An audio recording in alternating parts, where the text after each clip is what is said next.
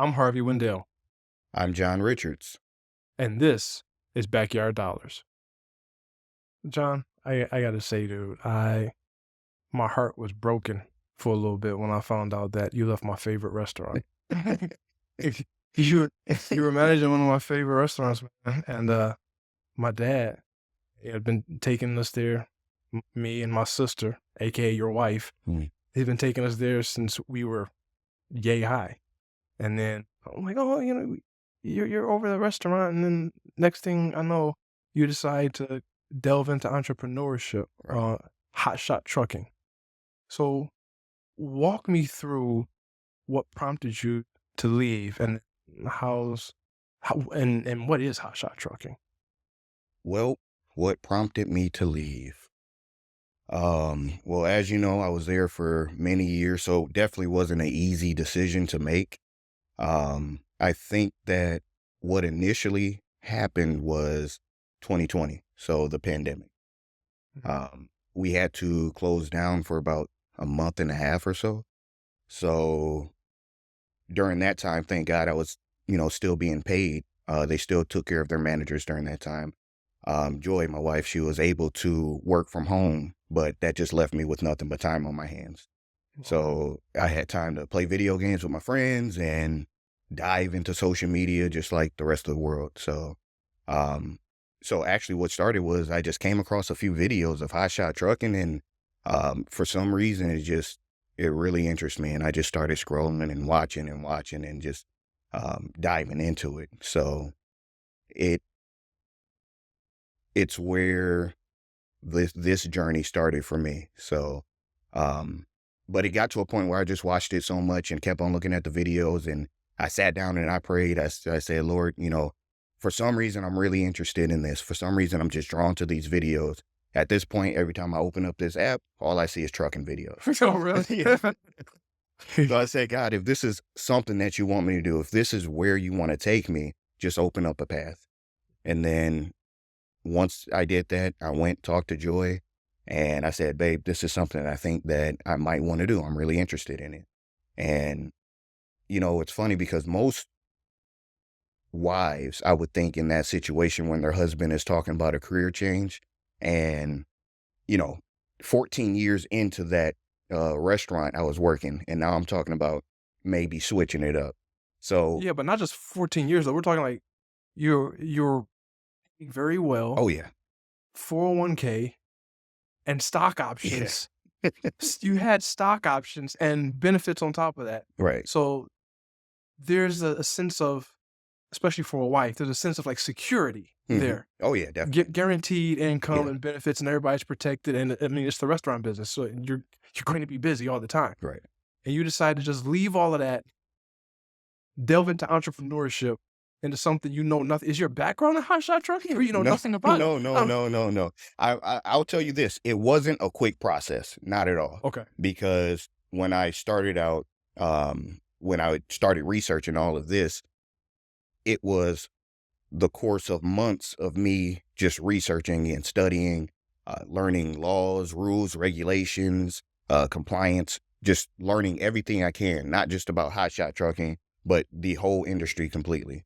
Okay, Um, so it's not one of those things where it's yeah, like, "Hey, I'm gonna quit my job on Wednesday and start this on no, Thursday." no, no, no, no. That Okay. would have been insane. Okay. And when Yeah. I brought it up to Joy, she was so supportive. She was very excited. She was watching these videos with me. She was, Okay. learning some of the stuff with me. And I asked her, how would I go about starting up an LLC? Has experience with starting it up with the church when she switched it a few times for dad. So, Mhm. she knew what to do. So before I did any of that, it must have been 3 months exactly before I even made any kind of move with switch or with starting up my company. Okay. So yeah, I just after talking with her and the fact that she was so supportive, it just, lit that fire under me even more.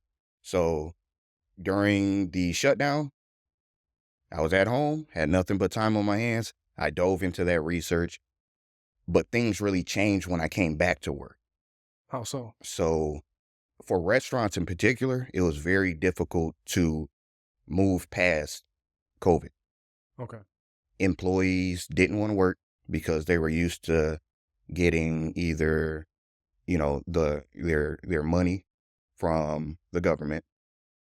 They were terrified of COVID, and it was just too many reasons that they would just stay home.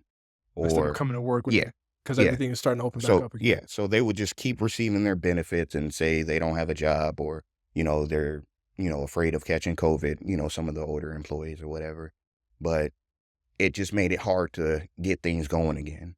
And it's like, and it's funny because I talked to Joy about this.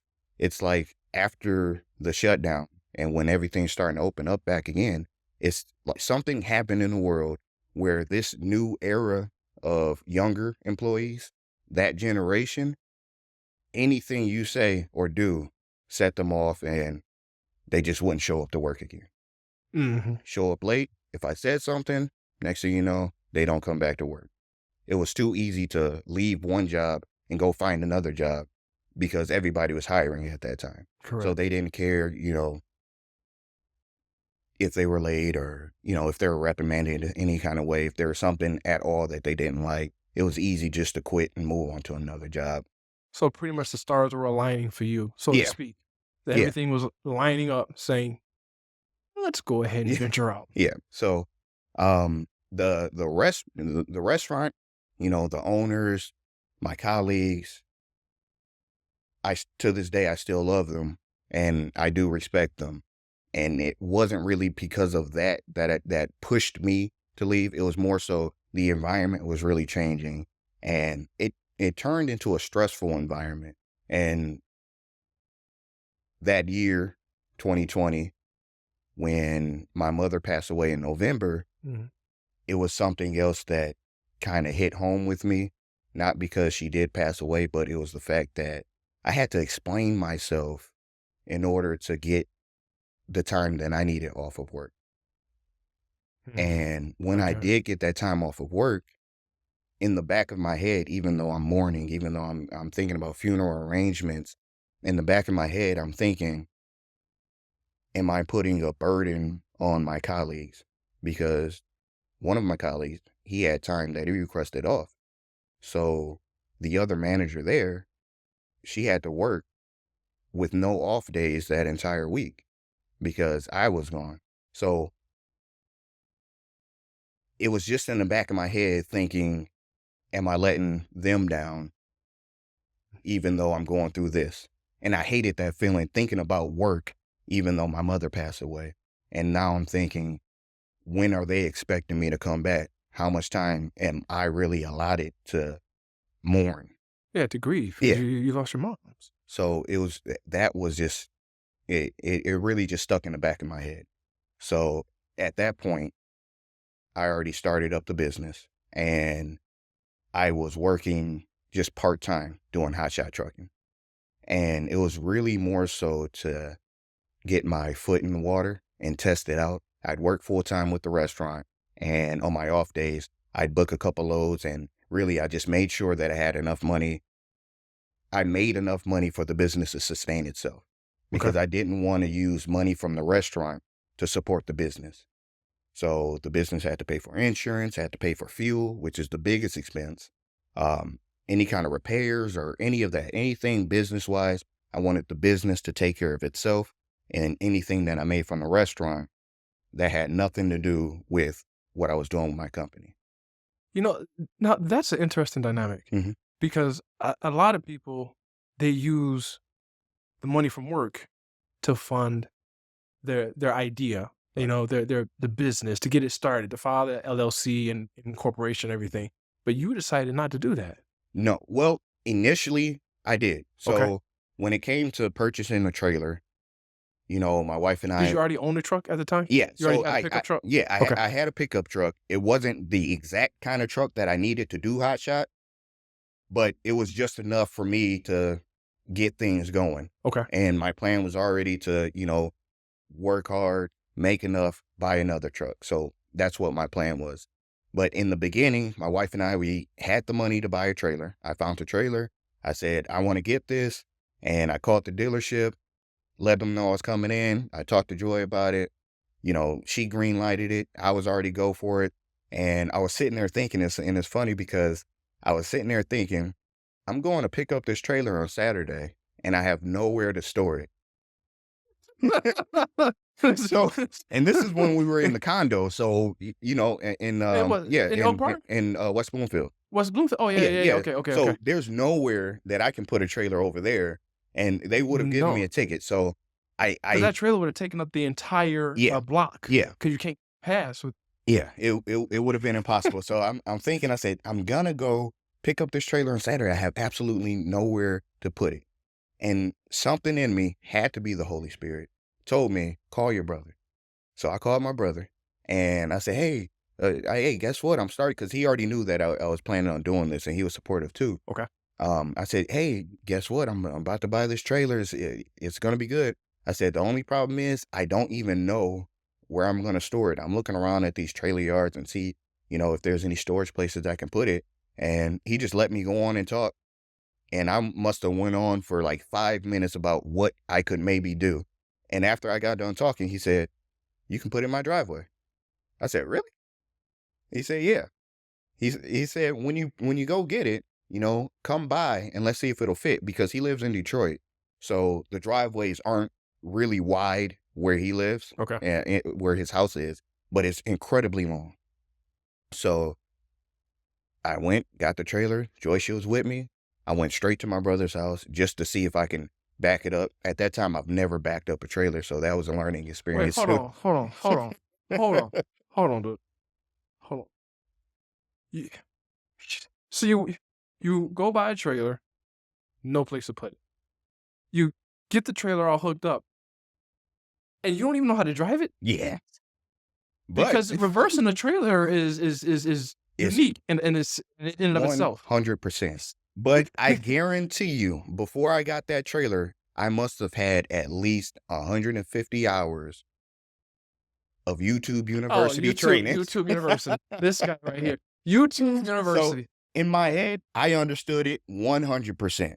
In real life, it wasn't bad, but let's say his front lawn wasn't the same after that first few times that I went there with that trailer. It's all right. Okay, so, jeez, you kind of threw me with that one.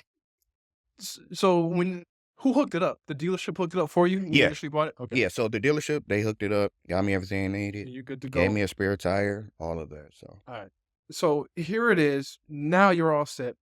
Clearly no experience with a trailer, right? Yeah. And did you do a couple passes or anything before you got your first load? Or after you get the trailer, it's like, okay, let me go book my first load? funny story. Oh, So Lord. got the trailer, and I didn't do anything because I had to do truck and trailer inspections. So Okay.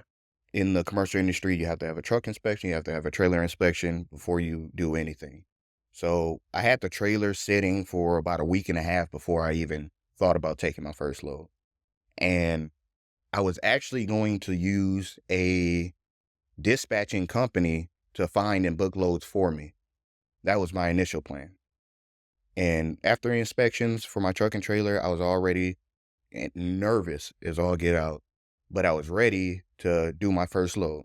So I talked to this dispatching company, real cool guy from Texas or whatever, and he said he can find me loads and all that stuff.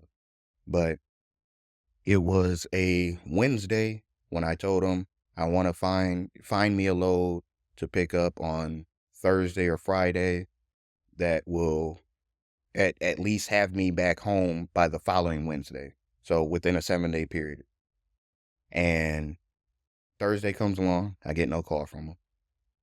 Friday comes along, I get no call from him, excuse me.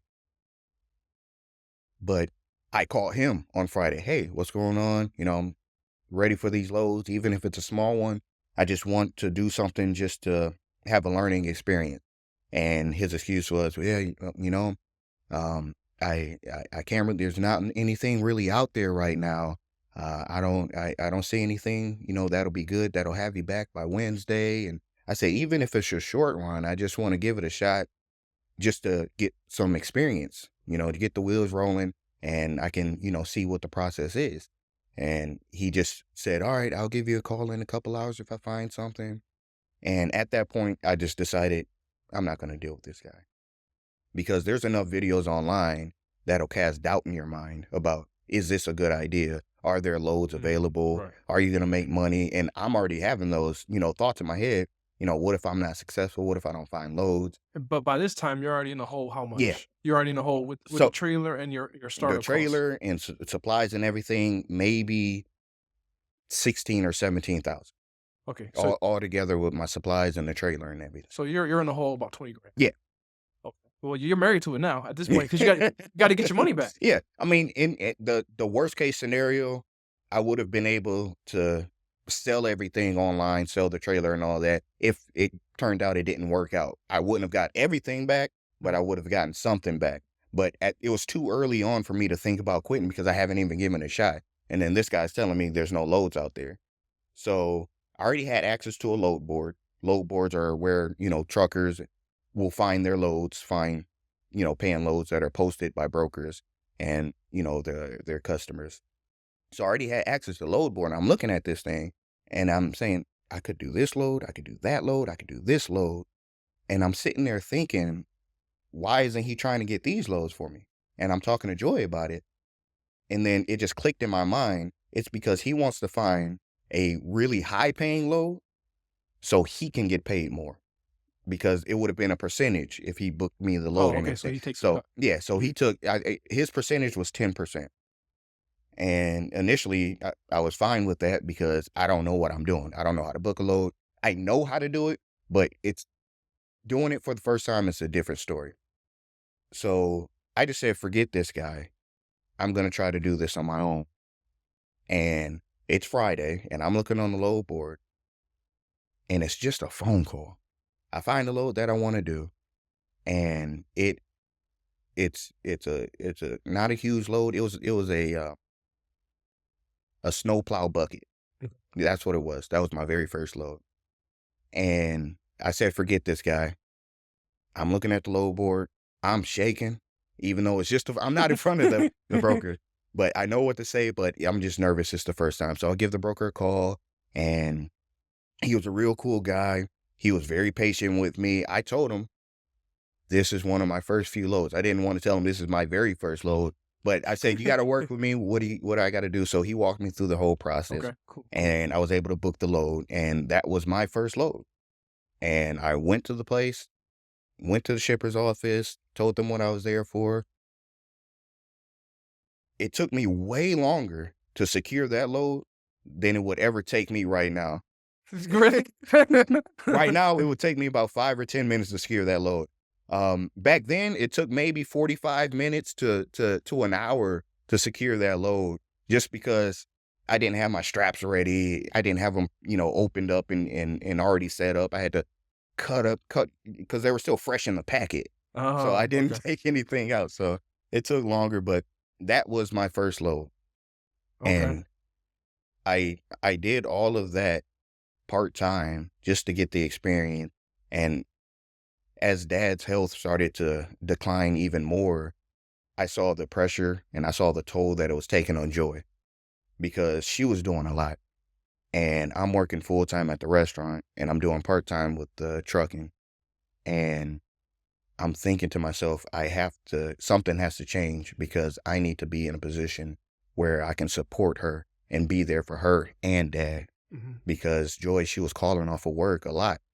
And I was able to help out and do anything that I could on my off days, because I couldn't just call off at the restaurant, especially if I'm just the only manager there. Correct. There was too much responsibility on my part, and I didn't want to let the owners down. I've known them for 14 years and I learned a lot from them both. So I felt a professional obligation to do what I had to do there. And then on my off days, help Joy out, help Dad out. But I knew that something had to change because it really took a toll on her. So what I did was talk to the restaurant, let them know I had things going on at home. And I took 3 months off from the restaurant. Okay. And in that time, I just devoted everything into making sure the business was able to sustain itself. Because remember, I've only been doing it part-time. So 2 days out the weeks, every now and then 3 days out the week, I was trucking. So I've never done it full-time. So I know the money that I got coming in doing it part-time, but is it enough doing it full-time to sustain my household? So when I took the 3 months off, it fully cleared my schedule, and it was so relieving because I had control over every aspect of my life. So I was able to work full-time, and I was able to take the time that I needed off without asking any kind of permission to help out Joy, help out Dad. And believe it or not, I was able to be home a little bit more for them. Really? Yeah. So, And just to put things in perspective, his wife, my sister, my father, his father-in-law, became ill, and of course, it took a big toll on my sister because they were tight. Okay, and so of course she was calling off a lot, yeah. and fortunately, she had that flexibility sometimes to do it. hmm Other times, she just made it Yeah. happen. And so here it is. She's going through something, and of course, it's affecting you, Right. obviously. And so you're just taking 3 months off work so that way she can focus on her thing Yeah. with Dad, Yeah. and you're focusing on helping her and hmm then getting things taken care of. So, what were you bringing in working it part time then to make you think, hey, this might take off full time, and of course, give me the freedom to do whatever I want to do? So doing it part-time, I was able to make sure all the expenses with the business were taken care of. Obviously, I'm not driving as much, so the fuel consumption isn't a ton, but it was able to pay off. It was $1,500 a month for insurance, and then whatever it is I was paying for the load.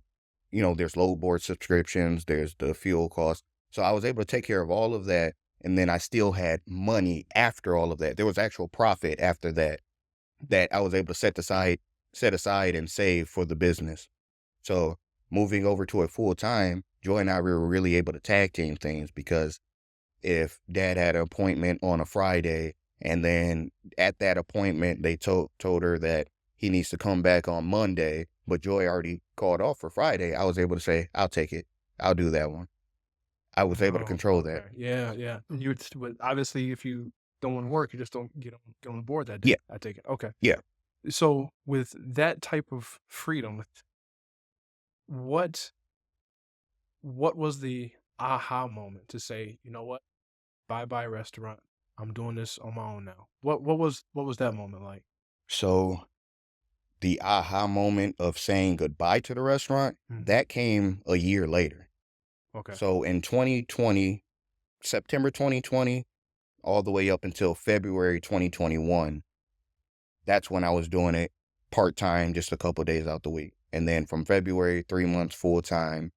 It wasn't until the third month is when I really got the hang of it and then things clicked, because my first 2 months, the money was coming in, but at the end of the month, I said, where did all the money go?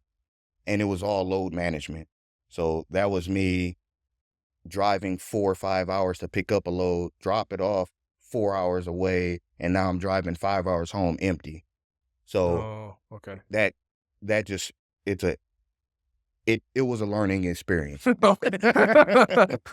Yeah. You lose money doing that, or you'll just break even because you don't want the wheels rolling and you don't have anything on that trailer. You're just wasting gas. You're wasting gas, and you're not making money when your trailer's empty. So those were the kind of things I was doing until I really sat down, put pen to paper, and said, all right, what am I doing wrong? I looked at over all the finances, and I saw how much I was spending on fuel. And then I'm looking at my miles that I was driving, and I said, whoa, this is my problem. So it was the third month when I really got the hang of it. And it was that month where I said, this business could actually take care of Joy and I. So when I came back to work at the restaurant, I came back to the restaurant part-time. So I worked Friday, Saturday, and Sunday at the restaurant. And then Monday through Thursday was just the business, helping out Joy and Dad. So when I did that and the restaurant was part-time, what I was making in the business, it already surpassed my salary. I was already projected to surpass my salary. at And the restaurant. and you weren't even doing this full time, Yeah, like it 5 wasn't days a week. full Yeah. time. No. And with that I was doing, and now that I'm being profitable, I was able to see that with the numbers that what I was actually bringing in with the company was bringing in more than more than my monthly income with the restaurant. So that's when I knew that I could take care of us without being at the restaurant. But it was still that nervousness of just leaving completely. Because as you said earlier, it's something secure. You know that paycheck's coming in with the restaurant. You know exactly what you're going to bring in at the end of the month. You got this 401k, you got health benefits. There's all these great things that you have, but then I'm dealing with all of this at home, and I'm dealing with even more at work. And it's like stress on top of stress on top of stress. And that wasn't healthy for me. It wasn't healthy for Joy, and it wasn't fair for Dad. Mm. I didn't want to bring myself into a position where now I'm getting resentful, or if Dad needs me to do something, I'm like, I don't feel like it. I never ever wanted to be in that position at all. So And you kind of forecast that that's how it was gonna be yeah, if you were doing it. Okay. yeah. And it was just the stress of work, because we spend more time at work than we do at home. And then with that time, I had to go part-time. That was mandatory. But in that year, Joy, she left her job, and I said, don't even worry about it. I'm going to take care of us. I'll be able to take care of everything that we have going on, all the bill. You don't have to worry about any of that. So she was able to devote all of her time to helping out Dad. And because she was able to do that, I was able to dive deeper into what I was doing with trucking. Okay. And I broke 6 figures in that year because I had time to just do that. And I had the trucking company broke 6 figures. And then I already had the 5 figures that I had from the restaurant, and everything was good. She was doing well. Dad was being taken care of. Things happened, and his health declined even more. And it wasn't until he passed away that was the aha moment. Because you remember when I told my mom, I had to explain myself again Yes. You had to explain yourself that's for a second for time. the second time within 2 years in order to get the time that I needed off. And again, I'm thinking, when are they expecting me to come back? And I just hated it. And Joy, she was so crushed. All of you guys were crushed. Mhm. But Joy, she was so crushed. It broke my heart to look at her and see her like that. I felt like it wasn't, she needed so much support in that time. I couldn't really say, I know you're going through it too, babe. I'm going through it. I love them too. There's none of that when you're looking at your wife so broken. And I'm thinking, I got to go back to work. I got to do this. And she's going to be home alone. So a week after the funeral, when I went back to work, and I spent every moment with Joy, I went back on a Friday. I spoke with the owners, and one of them, when I sat down with him, he kind of already knew what I was going to say. They didn't know anything about what I had going on with the business. They had no idea about that. But I told him that I'm going to leave. And he kind of already knew it. And he said, well, how much longer do we have you? It was Friday. I said, my last day is going to be Sunday. And that kind of threw him for one, because he wasn't expecting me to just give a 2-day notice. At that point, I didn't care, because work at the restaurant was already stressful enough. It's not to them, not because of the owners or my colleagues or anything, but it was just the environment in Yeah, general. things have changed. Yeah. Correct. And then I'm already thinking about Joy, and I don't want her to be alone. So I told them, I said, my last day is going to be Sunday.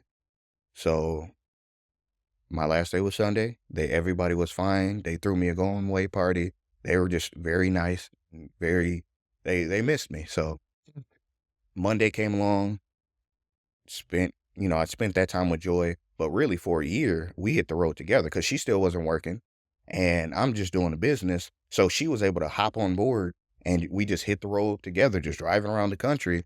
And she was able to learn the business. She was able to help dispatch me, find loads for me and everything. And we're Really? just riding around together. So you went from providing for your family to getting a partner, Yeah. to getting a business partner for the most part, looking out for you and for your loads and everything. Yeah.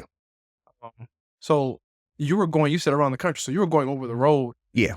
and everything. Mhm. And you were still doing this at that time, part-time. You already broke six figures. Because Right. even though you were working part-time at the job, you were working kind of like part-time here because you weren't doing it like 5 days a week or 6 days a week Right. with your company. What is the name of your company, by the way? King Business Transport. King Business Yep. Transport. So King Business Transport breaks six figures. And this is with you not even working full time, Not like full time. dedicated all the way. So now you're dedicated all the way. What are the numbers looking like now? I would say it's about being dedicated. It's more so I make about 35% more. Real okay. And you're doing it in a way where you're home every weekend now. Is that Yeah. correct too? I'm home every day. Just For about what? it. Yeah, just about every day. Thankfully, we live in an area where we're so close to several states: Ohio, Indiana, Illinois, Michigan, and then even some parts of Pennsylvania I go to. But this freight lane in this area, it's very active. Is that right? So there are loads every single day out the week. And I love short runs. I love partials. Partials are small loads that you can add on to your trailer.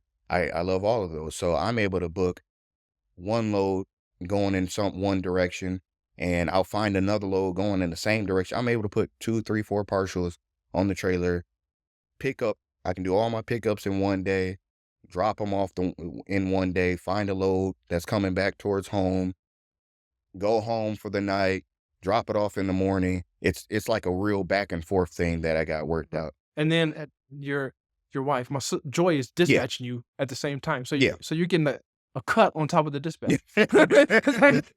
So you're making money on top of money. Yeah. Now, how imperative is it to focus on budgeting? Because things happen on the road and things happen to trailers. Right. And I'm pretty sure now you've got a different trailer Yeah. to handle a bigger load. But what was your experience like? What if somebody's out here watching and they're like, well, I want to get into it, but I don't have the right truck or I don't have the right Oh. trailer or setup or anything like that. Or what if something happens on the road? I want a brand new vehicle so everything's covered under warranty. What is your take on that? So it's good that you say that because I have a lot of experience right now. So this will be my 4th year in. 4 years in now. Yeah. Okay. So I got a lot of experience with everything you just mentioned. And for those who think they don't have the right truck, I didn't have the right truck when I started off. I started off with a 1500 and a 22-foot trailer. That's nothing in the hot shot Jesus. world. So my grind was so much more when I had a smaller setup. I had to do what I had to do to make that money. Nothing illegal or anything. I'm still, You're right. following the laws and everything. Right. But me on the load board, it was the job. If I didn't have a load boards usually open up around 8 a.m. I'm looking at that load board all day long until I find a load. There's not there's no loads on the load board. I can't find it. It wasn't an option for me. I had to find a load. So you're like the little engine that thought you could. Yeah. Pretty much. Because you Exactly, got a Ram exactly. 1500 with a big trailer and you're probably taking loads you shouldn't take with a 1500. Yeah. Yeah, pretty much. Yeah. Because malfunctions do happen. So when it comes to budgeting, I wasn't the best at it in the beginning, and I learned my lesson because in the beginning, when I was doing it with the Ram, I'm doing all my loads, everything's going well. Every now and then I would hear something that didn't sound right with the truck, and I say, I'm nervous. I was like, oh man, I don't know what's going on. I hope it isn't something serious. And then I just kind of ignore it, just push it to the side a little bit. I say, I'll take it to the shop next week. And then the truck will break down. So one time it was my passenger side axle was broken and I heard the noises, but I kind of ignored it. But every time when it happened, I didn't have a load on my trailer or anything. Okay. So I was able to take it to Bell Tire. Bell Tire, they fixed everything up, got me all new tires, fixed that axle. And now I'm on the road again. And I'm driving and I hear something else. And this is within like a month and a half process or a month and a half time period. Here's something else. And I say, I'll take it next week. The driver's side axle broke. And this time, Joy and I, we were on the road together coming back from Pennsylvania. And then that axle broke. And no, first time was the driver's side, second time passenger side. And Joy was with me. I broke down in Ohio, in Toledo, about an hour and a half away from home. The truck started smoking over there. The tire was on fire. It was insane. So I had to tow it to Bell Tire. They had to fix that. And that was that. A few months later, this was towards the end of summer, I hear a noise. Something don't sound right. Because you're stressing the crap out of that 1500. And it was the camshaft. Of course. So the camshaft went out and the timing chain, all of that went out. And I was out of work for 2 months that year. I was out of work for about 2 months because they couldn't, my mechanics, they couldn't find what the issue was. And then Joy, she called around. She was talking to her friend one day, and her friend recommended a spot. And Joy said, why don't you take it there? Maybe they can find it. And that place, amazing. They found the issue immediately. One dealership told me that I had to get the engine replaced. $12,000. I said, that's ridiculous.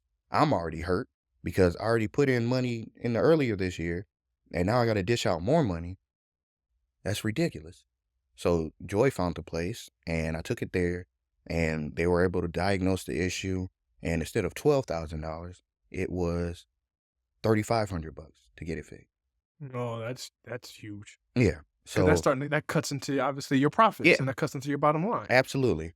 So they fixed that issue, and then when I was on the road again, and then the engine light turns on, and this was like 2 weeks later, engine light turns on. I'm calling them. I say, what's going on? They blah, blah, blah, blah, blah. They said, just bring it in. We'll check it out for you. I brought it into them. The next day, they give me a call, and they said, when's the last time you had an oil change? I said, before I brought it into you the first time. Because after they fixed it, I already put, this is 2 weeks later, but I already put like 3,500 miles on the truck. So they said, yeah, last time it was in here, it had oil in it. And it turns out that the truck started burning the oil. So the initial issue that happened with the truck was it just went through all the oil and it messed up the timing chain. It messed up all of that. And that's why it had to be replaced. So they told me that I just got to make sure that I'm checking it like every week, like every few days. If I'm on the road, if I'm driving it hard, I got to check the oil. Yeah. Because it'll just get worse. So worked all that out, made sure I had the truck, but then it was time to buy another truck because I didn't want to destroy my dream truck. I started off with a Ram 1500 Rebel, and that was my dream truck. And mind you, it's your daily driver on top Yeah, of and it's the daily driver. Yeah. So you didn't have a dedicated truck at the time? No, not at all. Not at all. So do you have one now? Yes, I do. Now I have a dedicated truck, and I have my daily driver, still got my baby. You said still got it. Yeah. It was getting some work done. Yeah, but budgeting was a huge thing with that because I was able, while I was working, I always set aside money for stuff like this. I just don't like to see that money go. Oh, So yeah. I always put the money aside for that. And I had enough to take care of those repairs, and I was able to work for 2 months to build it up more, and then I was ready to buy another truck. So I found that truck, bought that truck, and things were beautiful. And with that truck, it's 6.4 liter. So I'm able to haul heavier loads. Okay. And so now my next plan is, let's finish this year out. Next year, we're going to get a trailer. So I wanted to build up, that cash, that stash of cash that I had for repairs and for my next projects. So with you now doing your hotshot trucking, obviously now you can drive across the nation if you wanted to. Yeah. You can pick up a load like after this podcast. You can pick up a load today, go to California real quick, and then Yeah. jump from California, come back. I mean, Yeah, I you can could. pretty much do something like that. So now you're kind of mobile wherever you want to go. Yeah. That freedom, that taste of freedom that you got, how refreshing is that? It is. To know that I don't have to go to work today. So I'll tell Mm. you the the the two key things for me when it came to starting the business and being successful in it. I didn't want to answer to anybody. It's a lot easier to wake up at 4 in the morning, 4 a.m. for yourself than it is to wake up at 4 a.m. for someone else. Mm. Like that. Okay. Yeah. And doing that for myself, because I had to be there were times where I had to be at the restaurant 5 a.m. It's a breakfast roast. I had to be at 5 a.m. So I'm getting up 4 o'clock, getting ready and everything, and I'm dragging my feet to get to the restaurant. But I've had times where I got to pick up a load at 5:30 or something. I'm waking up. I mean, I've picked up loads at 4:30 in the morning. I'm waking up at 2 a.m. just to drive an hour and a half to pick up a load, and I have no issue with it at all. So it's that's freedom right there, because I'm motivated to make myself successful. And it's not just motivated to make myself successful. I'm motivated to take care of my wife, my household, my family. So I have to do those things for myself. So that's one. I didn't want to have to answer to anybody. I don't want to, I didn't want anybody else controlling my time because it's my time. Right. So that's the one thing. The next thing was, I remember what it was like when I was living check to check. Not when I was managing the restaurant, but when I first started out, I was cooking at and it was my first job. Started working there when I was 19 years old. So going through my 20s, living check to check until I did become a manager. Manager is like a month to month living type of thing. Okay. You're able to save money and everything. But when I was living check to check, I remember how exciting and good it felt when tax time came, because I had that huge chunk of cash with my tax return. I had that chunk of cash that I didn't have before, a couple thousand, whatever. But at that time, I feel great. Right. I'm not worried about paying bills or anything like that. So whenever, and this isn't my first business that I started. I had another business, but in that business, that's when I really got that feeling. The one I did when I met you, I had another business. Yeah. Yeah. Yeah. So in that business, I really felt and learned what it felt like to live my life as if it was tax season every single day. Mm. And that feeling really stuck with me. And I wanted to have that feeling with this, with this company. Yeah. Live my life as if I was in tax season every single day, meaning that I didn't have to worry about, am I going to have enough to pay this bill? Am I going to have enough to do this? I remember only having $50 for the entire week and trying to make that stretch. I can't be in that position now. I got a wife. We got I have a household. So Right. I Right. wanted that feeling to not have to worry about any of those things again. And I really got to experience it, during that time. Joy, she took a year off of work. I told her, take as much time as you need. If you need to take a few more months, if you need to go back to work when you feel like going back to work. That's what I told her. But in that time, I was able to take care of everything, and we were still secure. We Mhm. didn't have an issue or anything. And now that she's going back to work, it's like an even more security that we have, because we're not worried about, am I going to be able to pay this? Am I going to be short on this? Do we got to eat ramen noodles this month? It's none of that. So we're comfortable in a way where finances isn't one of our issues. Right. It's Right. not something that we think about. And that right there, I'm pretty sure that just being able to say that, Yeah. and you're like, there are times I couldn't say this before. Yeah. Like you said, $50 to make it stretch. Hmm. Being there and that motivates you. That's the motivator. Like Oh, I'm yeah. not going back. I'm not doing that. Um, so now that the company is taking off, now that you're doing this full time, Hmm. obviously you're not a rookie anymore. You've been doing this for some years. Is it still just you, or do you have any type of contractors? And then how is that working as far as now you're able to get additional help and make Right. even more money now? So last year, Marchish time, I brought somebody on, a contractor. I actually worked with him at the restaurant. He was one of the cooks Okay. that I managed, but we became real close. We just had, the same interests and So all of you that. going Yeah. back, you pulling people up like, Yeah. hey man, Yeah. hey, get on this So hot shot trucking real quick. he was one of the few people that I stayed in contact with, even after I left the restaurant. And at this point, I've been gone from the restaurant for a year when I brought him on. But he was one of the few people that, I came with him. We talked just about every single day. And he was tired of working in a restaurant. So I told him, I said, well, you can join me. I said, just get a truck, get a trailer. I told him exactly what he needed. And he saved up to get everything he needed. And he left the restaurant, joined me, and rough at first because he has to go through those learning experiences or he thinks that he knows what he's doing 100%, but You'll get humbled quick in the hot truck. yeah. Still, yeah. So his first month, he got humbled pretty quick. He brought in his first month.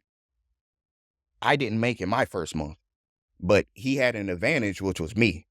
I was able to help him with loads. I was able to help him with negotiating rates and all of that. I was able to, that month that I started, I worked like double time just because I wanted him to see what the potential was if he was able to just focus on the road, focus on the job. Okay. So every week I let him know exactly what I grossed, what I brought in, so that it would motivate him. Wow, he can do this. I can do this too. So that first month he made so much money, but he spent so much money. But so what were you looking at monthly there? You said he made a lot. So that month he made $11,000. I didn't do that in my first month. What'd you do in your first month? My first month, Yeah. like 7,500. I mean, Oh, it's still yeah. it's It's still good. Yeah, It's still good. 7,500. 7,500, but then you got to think about fuel expenses and Right. everything. So I might have spent like $3,000 on fuel, and now I got $4,000 to take care of bills and Right. stuff like that. Sorry. So with him starting off, not knowing anything, like you, not Yeah. knowing anything, but somewhat coachable. Yeah. And Somewhat. and he makes 11 grand. Yeah. So he made that, but he spent a lot, and it was one of those moments he was like, man, where'd all the money go? And I said, are you ready to listen now? Because I there were times I told him what he needed to do, and he was like, I'm gonna just do this, or he wanted to do his own thing. I said, okay, no problem. I'm gonna make sure you got something on your trailer. I said, but if you want to listen to me, I can make sure that money that you got bringing in, you're gonna hold on to a lot more of it. So after that first month, and he realized that he spent so much money, I said, are you ready to listen now? He said, yeah, okay. What do I got going? So now, in his first year, he's doing way better than I ever did in my first year. Well, a lot of people say that obviously your first time out the gate is Yeah. probably your worst and Yeah. your lowest. Oh, yeah. First time out the gate. So his worst month was Mhm. 11,000. Yep. What can someone make generally, whether a contractor or like you, a business owner? So What are you looking at roughly? Mind you, you're local though. You mainly keep I'm local loads? local. So Okay. with me being home every single day and my first driver, because I got 3 now. Okay. So the other 2 came later on that year. But with me being home every single day, and if I'm like that first month when I was working with him just to show him what the possibility was, that month, and just me being home every single day, I brought home 15,000 in that month. Okay. I don't grind like that all the time, but when I need to build up to something, I'll do that. So with him during that month, I was motivated so I can show him what the possibilities were with us working in the area that we're working, and him wanting to be home every day because he has a girl, he has 3 kids at home. So I feel obligated to make sure that he is successful because he has a family to take care of, and he took a huge leap of faith to leave something secure just to join me on what I said I make. Yeah. So he took you at your word. Yeah, he took me at my word, and he's one of my best friends in the entire world. I will never have anything negative to say about him to anyone else. I'd say it to his face, not to anybody else. But when I'm grinding and working hard, it's somewhere around that, and that's me being home every single day. If I was over the road, my numbers would probably be a lot higher. When I was over the road, I didn't have the experience that I have right now. Okay. So if I had this experience back then, I'm sure that my experience would have been a lot different, money wise back then. But that's kind of where I am when I'm grinding. I don't really do that as much. I still work 5 days a week, but it's not back then it was like when I was doing that month, it was like 2 partials, 3 partials, drop it off, pick up 3 more loads, go home, drop it off the next day, got 2 more loads to pick up, going back home. It's not a lot of that Okay. right now, just because I barely got a lot of sleep that month. I see. I That see. that was me coming home late and pretty much just eating real quick, going back to sleep because I know I got to get up early, and that's how that is. So right now it's not that, but it's still in the maybe 12 or 13K range. But that's just with you working. That doesn't Yeah. include whatever it is. Because now, are you doing your own dispatching now? Not necessarily. Because now I have 3 drivers. Okay. So I gave them access to the load boards that, my company has. So they're able to look at the load board and find loads from themselves and dispatch for themselves. Okay. I got it. And then I got direct customers, the businesses themselves that I have, I built a relationship with their shipping department and their shipping manager. So they'll give me a call to book a load with them, and I'll let them know. I say, all right, I can get a driver there Wednesday or Thursday or anything like that, or I can be there tomorrow to pick it up. So I'll dispatch them to those loads when I need them to, Mhm. or if for some reason, and it happens more often than not, I'll give them a call. Hey, what's going on? You're not on the road today. Are you planning on taking a day off? No, I can't find any loads. Da da da da da. I said, I'll find you a load. Hang up with them, and then 10, 30 minutes later, give them a call. All right, I got a load for you. It's only 30 minutes from where you are right now. Need you to go pick it up. And it's stuff like that. So I'll dispatch from them when they think they can't find a load. But that's it. So Okay. especially my first driver, he doesn't need help at all. He's at the point now he can dispatch his loads. I taught him how to communicate with the brokers, let them know when you're loaded, let them know when you're unloaded. He's 100% self-sufficient with Mhm. what he does and what he needs to do. So I don't have to worry about him at all. The other 2, got to keep my eye on, got to make sure they got the wheels rolling. But they're new. They Right. just started in October. So Oh, okay. Okay. yeah, So, they're still new, still learning. But yeah, that's it. so it's changed your life, man. Oh This yeah, this thing 100%. is changed your life for sure. And this all started with some curiosity on YouTube because you had That's time on your it. hands That's it. It's some hotshot videos just got me, interest in. with no Yeah, experience. This and isn't your background because your other business, it had nothing to do with no, transportation. not at all. I had to learn all about that, just like I had to learn all about this. But yeah, you're absolutely right. And then when it comes to what drew my interest was the money, of course, because you see these YouTubers and TikTokers, they say, I made this much this week, I made this much. That initially, interests me, but they didn't post what the gross, what their expenses and everything was. There were videos where they did post expenses, and then there were videos where nobody posted expenses. So I learned that. So me doing 15 or 14K in a month, I'm not holding on to all of that money, because that month I think I spent 4,000 in fuel, maybe Oh, is that right? 4,300 in fuel. Yeah, because I was working a lot more. I was on the road a lot more. So that's 4,300 in fuel. And now and also I got insurance. Now I'm paying for my truck, first driver's truck, our trailers and everything. I get that back from a percentage from them, because I pay them a percentage and I keep a percentage, so I can take care of everything, you know, on my end of things. So they can't just hop on for free and just make all this money. No, Yeah. let me get it. I got to have a piece of that cake. Yeah. But Yeah, there's expenses in there. So when people say, "Oh, you can make this much," there's expenses in there. You're gonna make a lot more than you did when you did your 9 to 5, but you gotta manage that money right. If you don't manage it, that money will disappear really fast. Okay.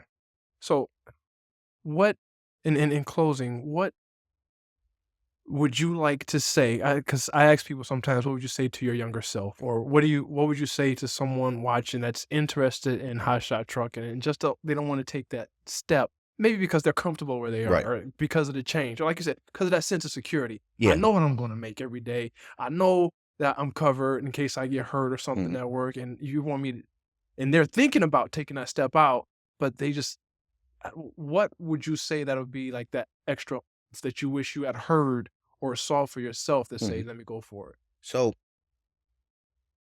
if I saw a video of myself it." explaining what I needed to do, I would honestly just say it's not for everyone.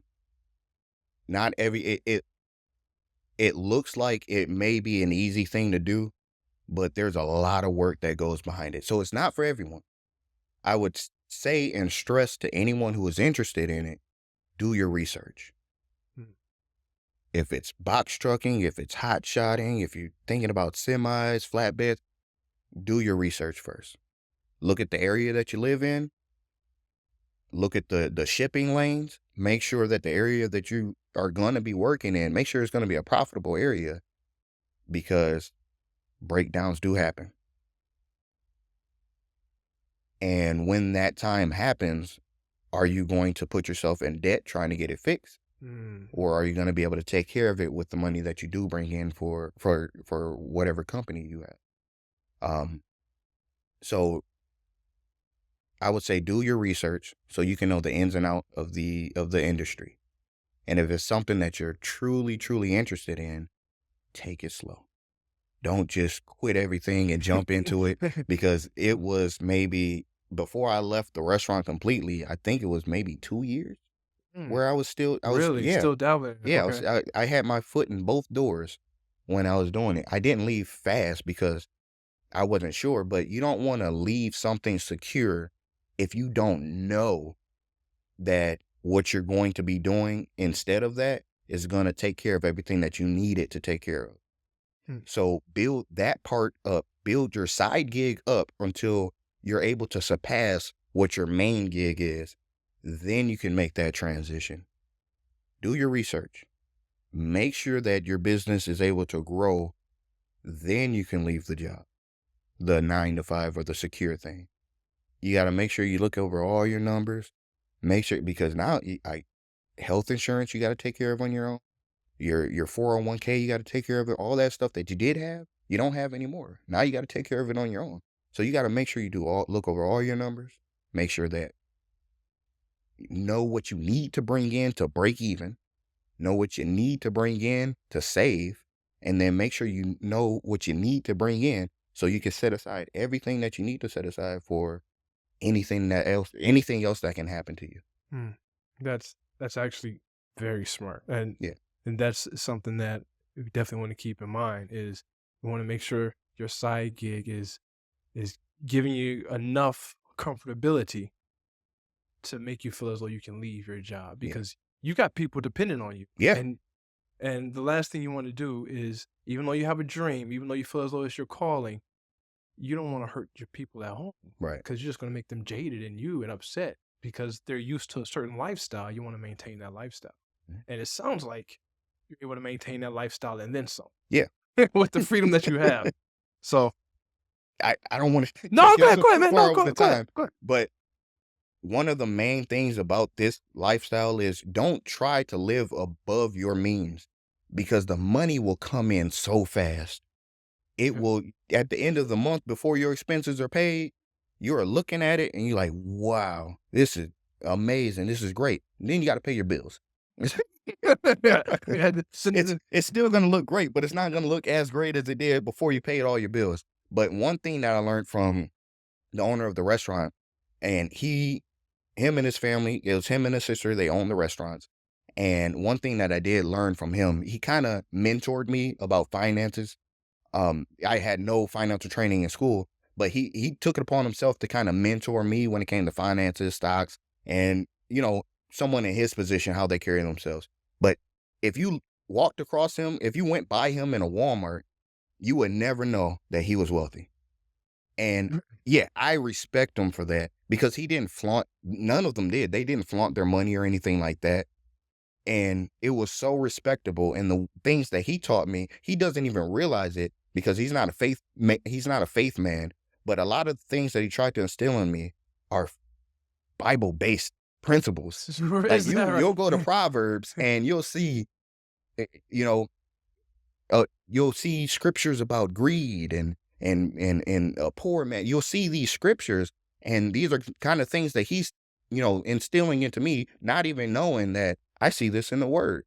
So it was a blessing to have him in my life to teach me some of these things because I was able to attribute a lot of that to what I'm doing in my business.